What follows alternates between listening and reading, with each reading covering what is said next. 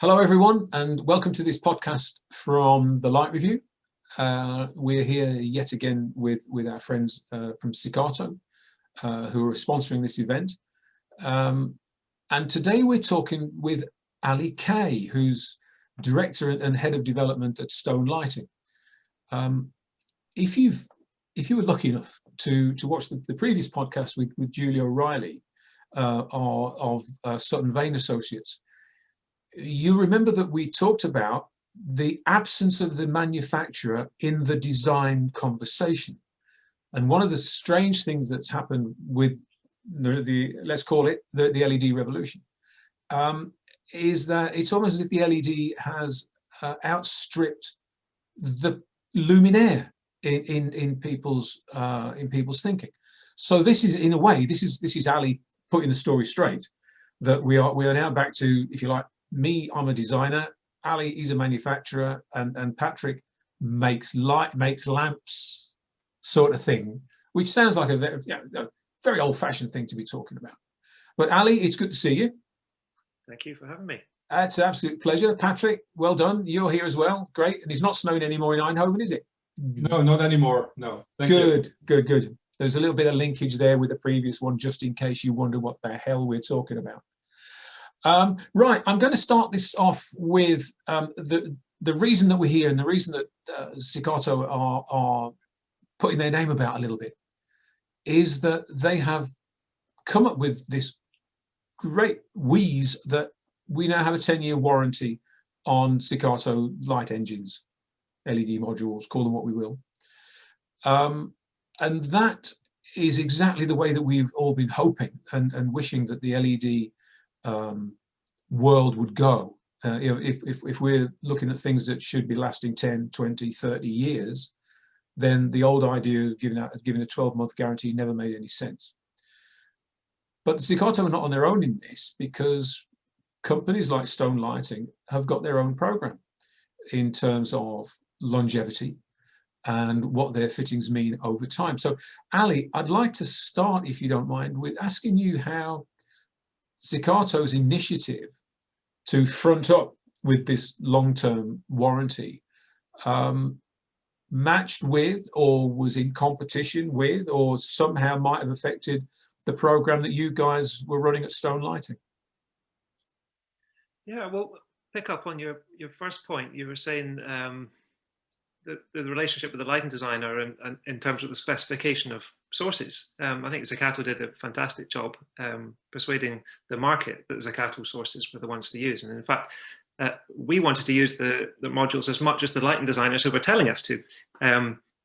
So that's the first point. But in terms of the 10-year warranty on the XIM and XTM platform, it fits perfectly with what we've always aimed to do, and that's design products to last.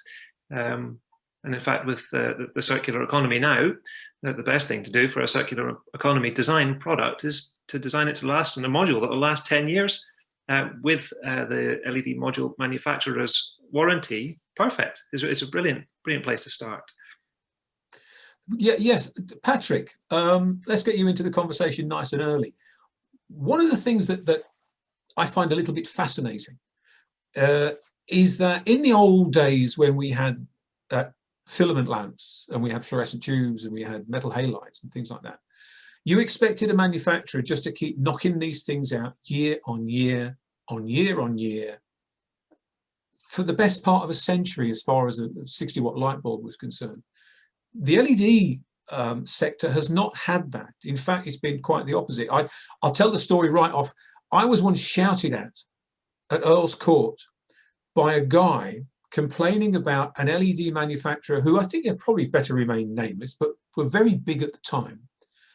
He'd just spent £10,000 on tooling up for a particular physical size of LED module, not yours, by the way. And the manufacturer, without any reference to anybody, just changed the size of it. £10,000 down the toilet. And this guy was not happy, and I was the first one he came to. He just started shouting at me. But that's where we were, wasn't it? I mean, that's kind of how the LED world started. But now we've got a situation where if Ali's got fittings that are going to last 10, 20, 30 years because they're good, How has Xicato had to change its mentality towards that kind of longevity, Patrick?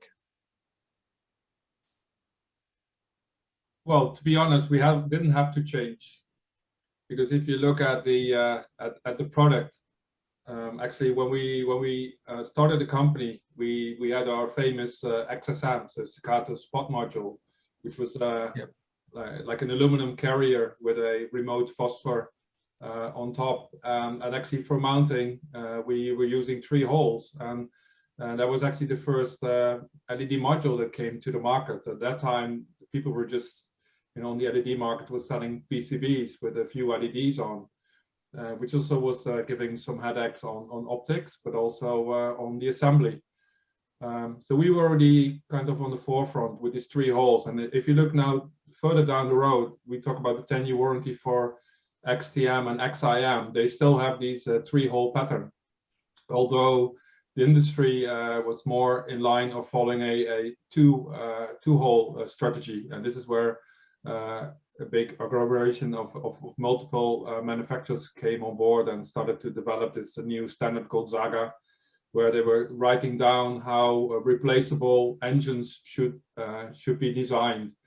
But to be honest, none of these actually books that they've been writing actually did hold for the lifetime of a single LED module, because they've been changing this over and over again.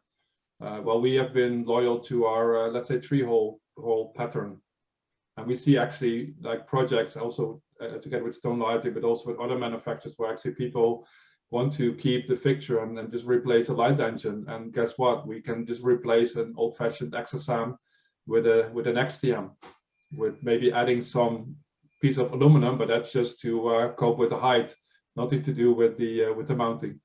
Okay, so the Zaga people should just have come and spoken to you, because you'd already got the answer. Yeah. Okay, that's the way we go. Ali, then from your point of view,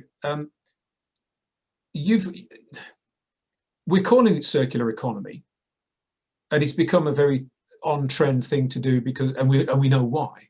But again, in the same way that Patrick's saying that right from the early days of Xicato, those LED engines modules were already there. Now, your fixtures have always been made, I think, on circular economy principles, whether we were actually talking about circular economy or not. Am I right there? Indeed, yeah. The ethos has always been to design and manufacture products that will last. A part of that is about a simplicity of design, making sure that they can be bolted together, avoiding the use of adhesives and that sort of thing that make disassembly and repair difficult. So yeah, the circular economy is incredibly important, rightly a topic that's being discussed all over the market at the moment. But when you look back at what we've done over the years, we've always held that as a core of what we do. So again, we've got other companies catching you up. Yeah, you could say that, and certainly, but then we're confident in so confident in the way that we've approached things over the years that we've recently made the commitment to honour a 5-year warranty, but beyond that, a 25-year duty of care. So similar to the way Xicato are approaching that, they have a confidence in the product reliability and can make bold statements based on that. So the warranty stands, but we will make a commitment to help out, repair, upgrade, do anything that is needed to maintain the life of a fitting for as long as it possibly can. I have to say that some of the conversations I've had around circular economy are clearly taken from the day one end of a luminaire going into service. This luminaire can be taken apart, bits of it can be replaced, but I am left wondering how many of those companies are really thinking about what happens in 5 years, 10 years, 15 years, 20 years time, when you actually need to be able to do that. And I just have a suspicion that one or two of these people are going to get caught out, because much as their hearts are in the right place, the actual literal nuts and bolts of making this work possibly aren't quite in place. Yeah, I'd agree. It's going to take a bit of time to implement, and indeed legislation that will come out will help people. So that will drive people down the right route in terms of looking at tools that would be required to disassemble and repair and upgrade light fittings. In terms of providing data with equipment so that somebody, possibly not even the original manufacturer, can repair or upgrade a light fitting. These are the sort of things that will play in to the circular economy, and indeed things that we're working on and we have improvements to make too. We've always said that, you know, call us out on things. If you think we can do better on something, we're listening. These sort of things are topics that we're investing time and energy into at the moment. Yeah. Now, you have your Renew program, where you are taking in. Now, I want to make sure I've got this right. Someone can come to you with old light fittings that are not necessarily yours, and you can do something with them. Is that? Yeah, within reason. So in the same way that the 5-year warranty and 25-year duty of care is a badge applied to something that we already have been doing, the Renew program is also something that we have already been doing. We've always supported people and offered repair, upgrades, and so on. But in terms of whether it's our kit or somebody else's, almost all of it so far has been our own. But there have been a few exceptions recently where we've looked at other people's equipment, mostly in the sense that it becomes a housing. So can't give an example yet because it's, well, I can't give this example yet because the project is live. But we've been looking at an existing shade on a chandelier that would have had a mains voltage lamp from the 1960s. The original manufacturer probably doesn't exist anymore, but the metalwork, the shade and everything still perfectly serviceable. But there's a desire to improve the lighting technology to update it. So we looked at removing the old wiring, removing the old lamp holder, and integrating a heatsink. So designing a new fitting to go within the older housing. So that's the sort of thing we're looking at the moment. And we're always keen to help people out. We recognize that on a Renew project, people might want us to look at our own kit, but if there's other people's equipment there and the original manufacturers aren't interested, then there are maybe ways that we could help. There is this thing called remanufacturing as an initiative that is becoming a thing. Yeah.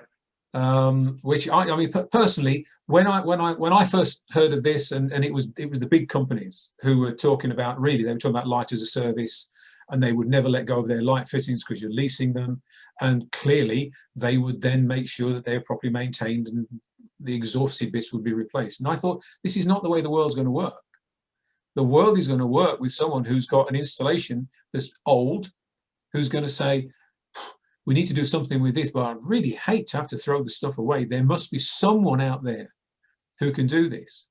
And the someones are popping up here, there and everywhere. People like yourselves, but other people who are possibly not even lighting manufacturers, but who are realizing that there is this thing. Patrick, did you ever imagine when we started on this LED journey that we might be talking about putting Xicato LEDs into old chandeliers? No, not really, not really. But yeah, you know, lighting designers, as yourselves, will always come up with new challenges for the manufacturers. So yes, we actually have been installed on several projects in chandeliers. Think about churches, but also other, let's say, historic buildings where they want to keep the the same look and feel of the building. And yeah, then you need to find a solution. So yeah, no, I never thought of it, but yeah, it's actually happening. And are you seeing other companies coming to you and saying, look, I've seen that job where your LEDs have ended up in an old early 20th century chandelier, and it looks fantastic, and I wonder if we could put Xicato into our decorative fixtures as as new fittings? Are you getting involved in that, what should we say, non-downlight, non-projector kind of the marketplace? From Xicato point of view, you mean? Yeah. Yeah, not really. No, we don't get these inquiries. So okay, well, we'll see what we can do for you. Anything can happen. Sorry, and again, Ali. The project I was referring to will be or is going to be using Xicato modules. Right. Okay. So there we are. The models are coming, Patrick. Whether you like it or not, you're going to. No, it will come. I'm happy to be engaged with this project. But the thing is that people need to know what's inside. You know, just from looking at the chandelier, you don't know what's inside. You don't even think about having an LED, because if you do a good retrofit, you won't even see the source. You don't even know what kind of source will be used in there. So. Oh, I'm looking forward to the day that we can put Xicato behind a piece of crystal glass. I think that would be very, very exciting. It'll come. So, in terms of Ali, in terms of the broader picture, I'm conscious of I spoke to Ray Maloney from my old boss from Lux last week, and he's set up, along with Gordon Routledge, the Build Back Better Awards, which is an initiative to give a badge to people who are doing better than the industry norm, which I think is kind of interesting, if vague, because it sounds very subjective. The marketplace is looking for better solutions. The whole Build Back Better program is a sign that we are not always doing things properly. From your side of things, are we seeing conversations shift around the idea of circular economy, and around the idea of bringing that together with energy efficiency, but also lifetime efficiency? This kind of the whole life costing rather than just the capital costing. Is that something that you're hearing? Yeah, the conversation's exploded. It's everywhere. I think if Light and Build had happened last year, that's all everyone would have been talking about. And the vast majority of the webinars and conferences and things that you can listen to, a lot of them are on this subject, and quite rightly so. Yeah, I look friends of mine who are architects, and we've got bigger things to worry about than light fittings.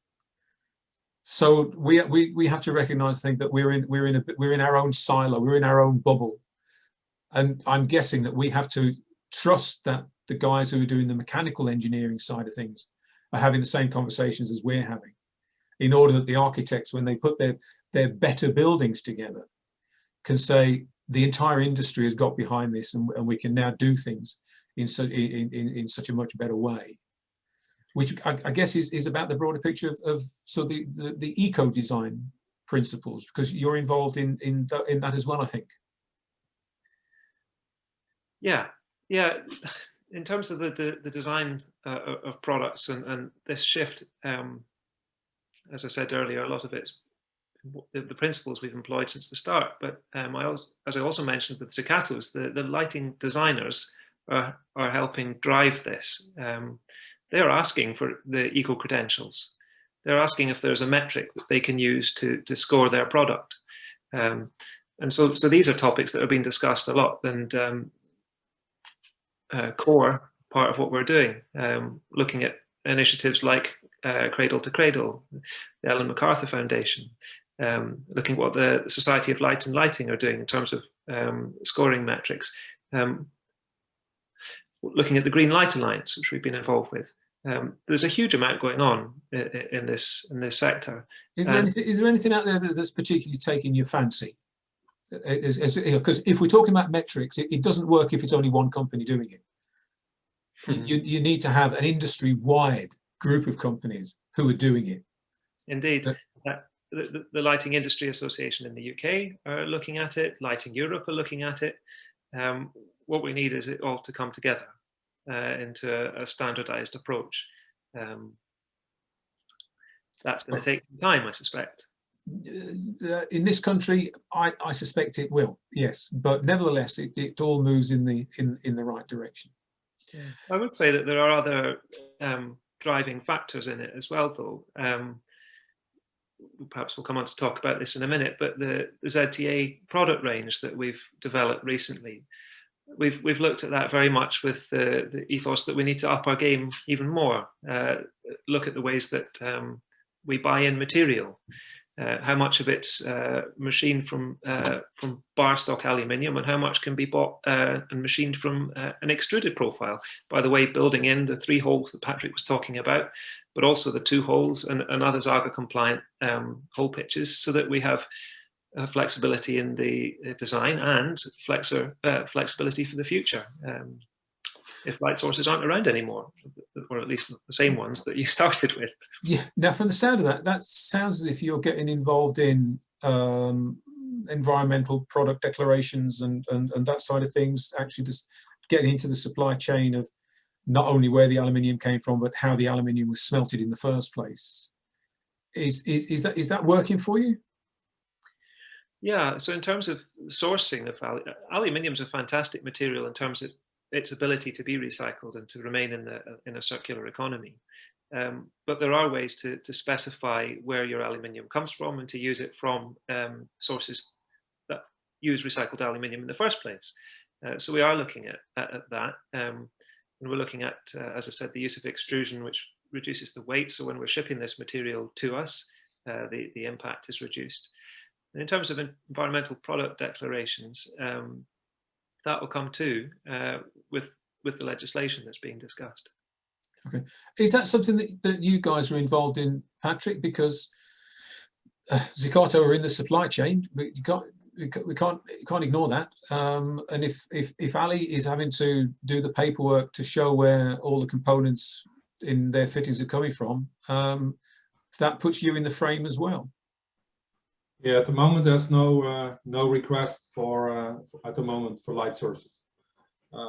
I know that it's been looked at for energy efficiency, and especially this is a initiative coming from Europe, actually the EU, and this is called the single light regulations. So it's a kind of a new initiative, but this is more about the efficiency and also replacing of light engines, but also lifetime.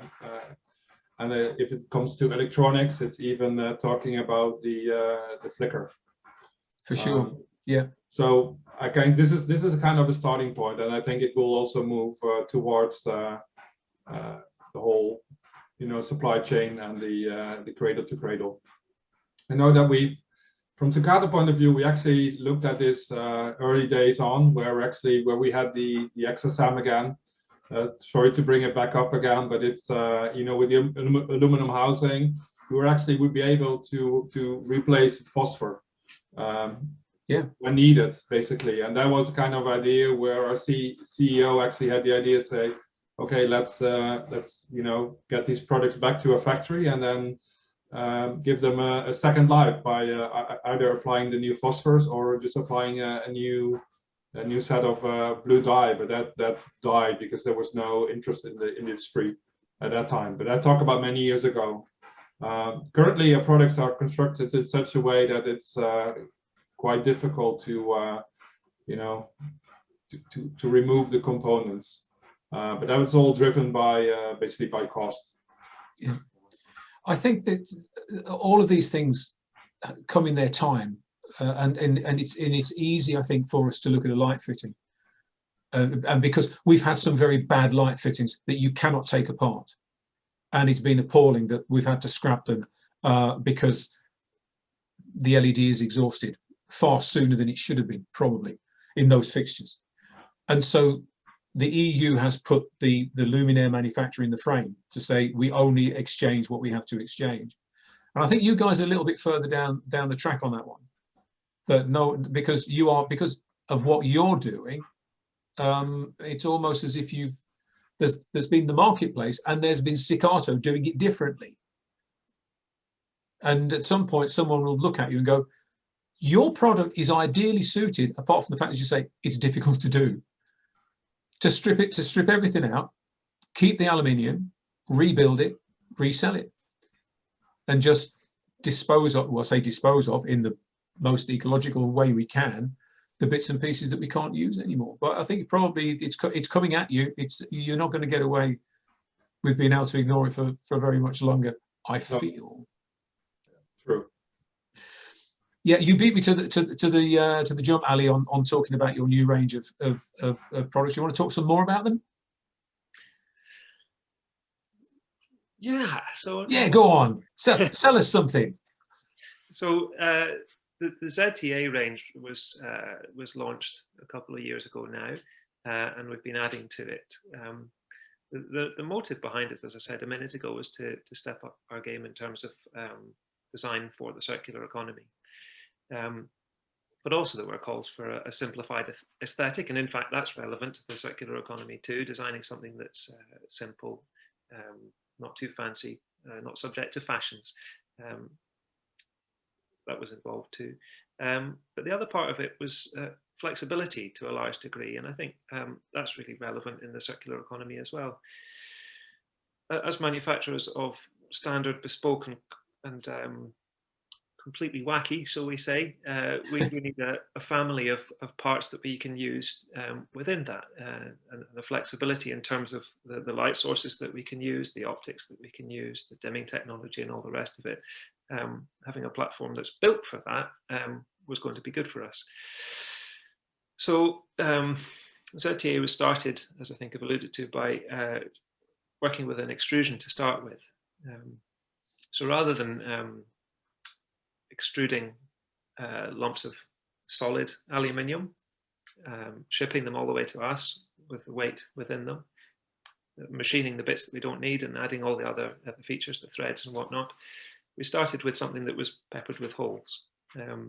Holes in the right place for different modules, but also to reduce some of the mass, so reduce the energy required to ship it and the time to machine it. So there's that flexibility, there's the weight saving, and the flexibility also helps out later on in the product's life. So I'm afraid to say it does happen, but lighting equipment does go obsolete. Modules are no longer available anymore. Manufacturers might not be selling the volumes required to carry on. So if we have a product range that's designed with lots of hole mounting pitches already in it, then the chances of being able to find a module to replace the original one later on in a product's life are increased. The other part about the design with total flexibility, we look at different ways of mounting it. So you'll see that the product range has everything from pendants to ceiling mounted, to surface mount adjustable spots, to track mounted, both on low voltage and mains track. And that's just as the start, the core. Having an ability to swap from one purpose to the other also extends the possibility that a light fitting won't be disposed of at the end of the life. I don't want a track fit anymore, but I do need some spots over there. Can you convert it? Yeah, we'll remove that part, we'll put a base on. So we're building in flexibility in terms of the modularity of design too. I think that's it. There might be there's loads more. Have a look. I do like. I love your low key style. You know. Yeah, you put me on the spot. Tell you, yeah, that my colleague. In other words, it can do anything really. And if we want to hang a crystal chandelier off it, we can probably do that as well. Yeah. Well, if you take the core extrusion, for example.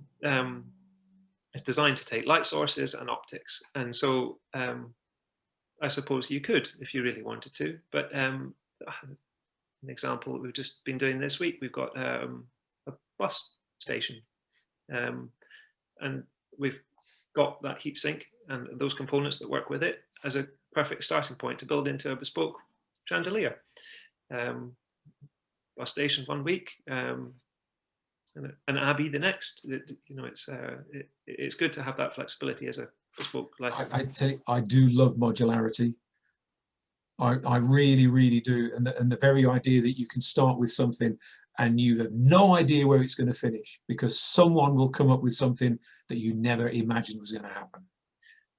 Indeed. And another example of that is that when you have a complete flip in lighting technology. So there are plenty of 20-plus-year-old tungsten halogen track fittings that we manufactured over the years. Yeah. Bomb-proof, really robust, really strong, but about that energy consumption. And what about those lamps? Can I still buy them? And those transformers that you use, can you still get them?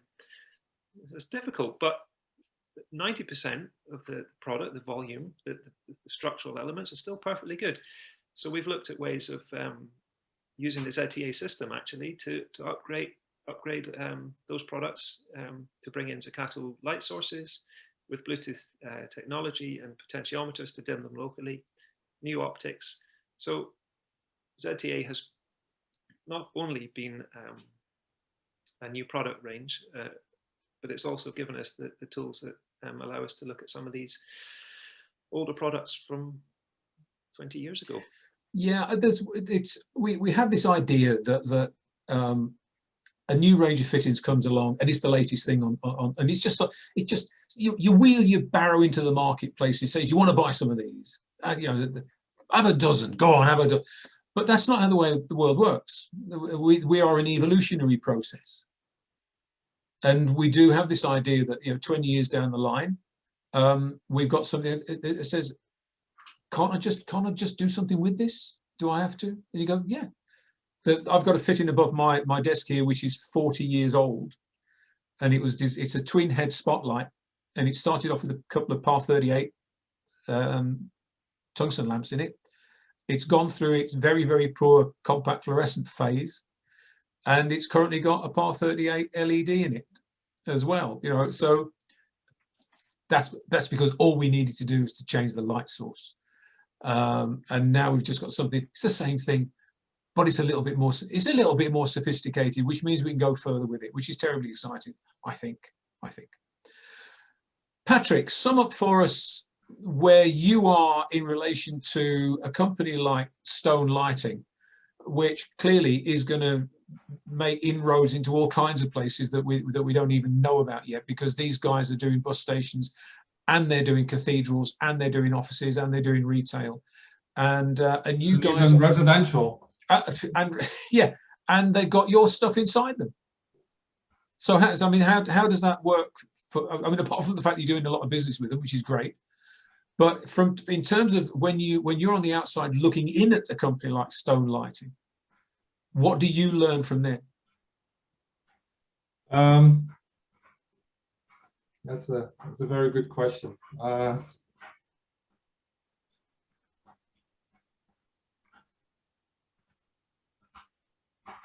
Yeah, so we from the moment Xicato was founded, we've had a very close relationship with Stoane Lighting.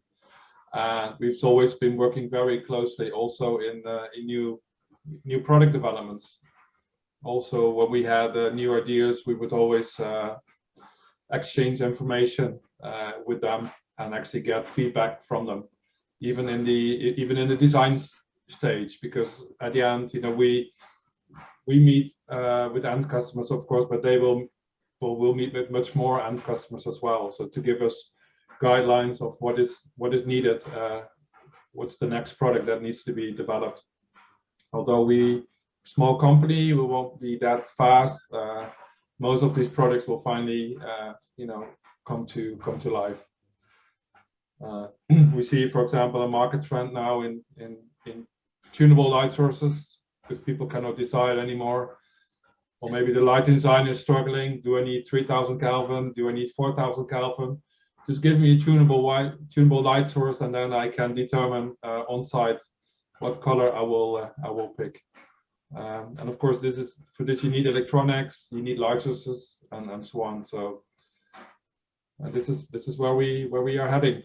But yeah, to be honest, I'm a mechanical engineer, so coming into the Stoane Lighting factory, always, your heart starts to beat faster, seeing all these machines seeing all the flexibility they can bring into the product, and that's why we have such a close relationship as well, in terms of you know, when customers ask me who can do this, then most of the time, you know, it's Stone Lighting, because people want something special.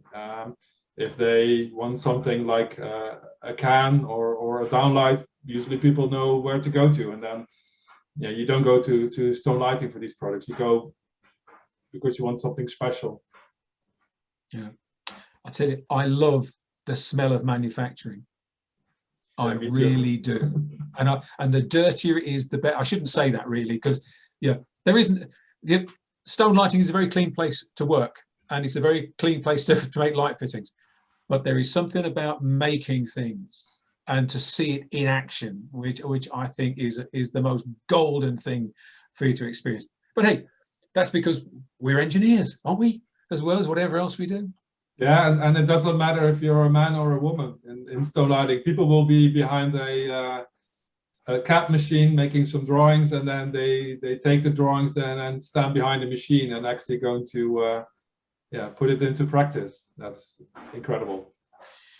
Great. Ali, I'm going to now, I'll put Patrick on the spot. So without, you know, without sort of dabbling in things like sort of any kind of sort of commercial security here, if there's one thing that you would really like Xicato to do, I mean, is it just the tunable white thing, or is there something that you go, one day we'll get this out of Xicato and it will be amazing?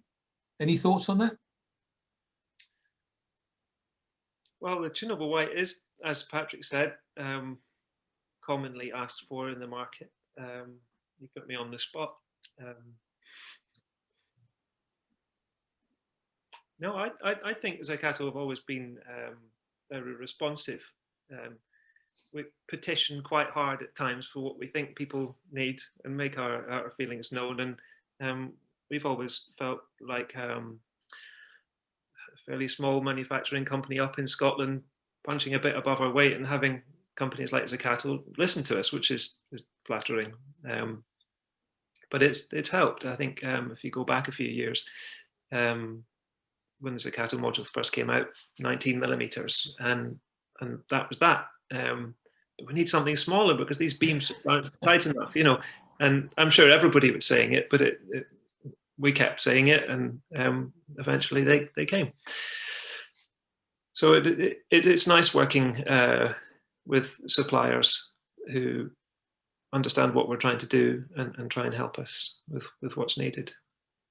Okay, and on that note, no more needs to be said, Patrick. Just get it in writing.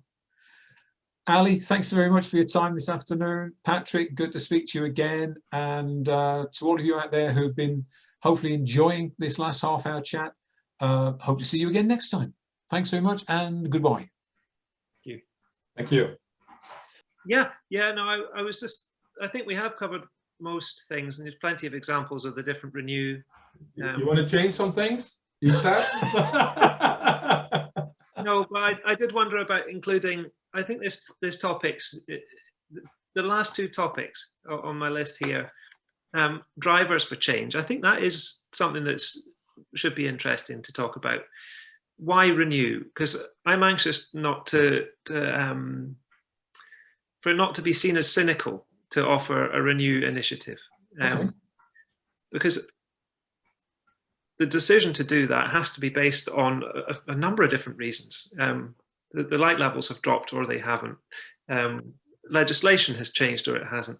The space is changing. But I think all these topics lead back into the point that light and design professionals should be involved throughout the cycle of a project, not just at specification stage, but holding the hands of the project through a complete life cycle to make sure that Renew initiatives, or whatever you want to call them, but essentially circular economy activity, is done responsibly and true to the original design.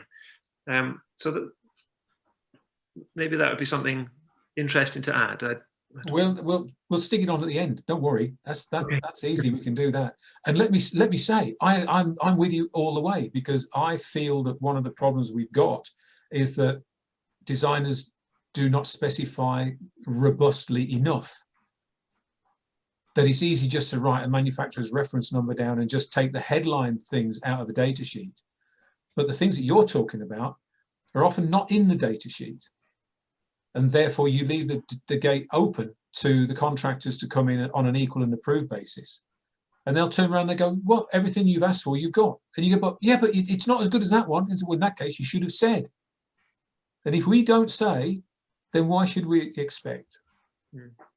And so I think you're absolutely right. Yeah, because I think if you go back a little bit, what we're saying and a lot of other people are saying is, to really mean this circular economy business model, don't buy our lights. Fix your old ones first. That's quite a brave thing to be saying.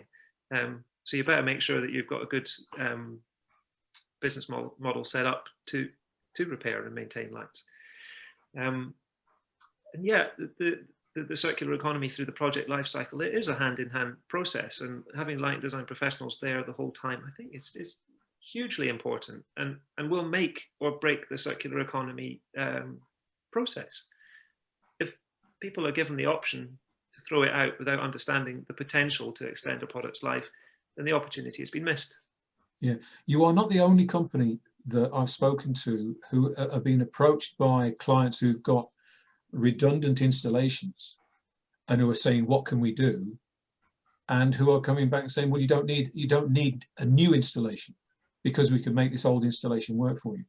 Yeah. You're not on your own out there. There are a handful of companies out there who are flexible enough and imaginative enough to make it work. And interestingly, the guys who I'm talking to who are doing that are like Stone Lighting. SME companies, light on their feet, got their own production facilities, haven't got production anywhere else in the world. It happens there at the bench. And you can go, I think we can do this. Yeah. And like the smell of manufacturing, that's the kind of thing I really, really, really like. Yeah. I think it's information based too, you know. I say there has to be the right motive for a change, or the right reasons to relook at something, or to upgrade, or to repair, or whatever else. But a big part of this is that mileometer. Where are we in terms of the likelihood of this product needing repair? They talk about the bathtub curve, with often with electronics, you'll see a number of failures at the start, leveling out, and then failure rates creeping up again towards the end of a product's life. And ultimately, if you look at it with LED fittings now, you've got the LED and the LED driver as the lifetime critical components, the yes. electronic bits that at some point will give up. Now, I like what Xicato have done with the Xicato Intelligent module, the clock. How many hours have we done? The data, the reason that they can say confidently 10 years is because they've done all their testing, and they can predict based on temperature what lifetime you're going to get, what color shift during that time you're going to get, and how many are going to fail, the mortality rate. But we're not there yet with driver manufacturers, I don't think, at least not in a way that the data is consistent. That is something that the power supply driver manufacturers need to get on board with, so that we've got a clock ticking there, them too. Yes, I think that is another conversation.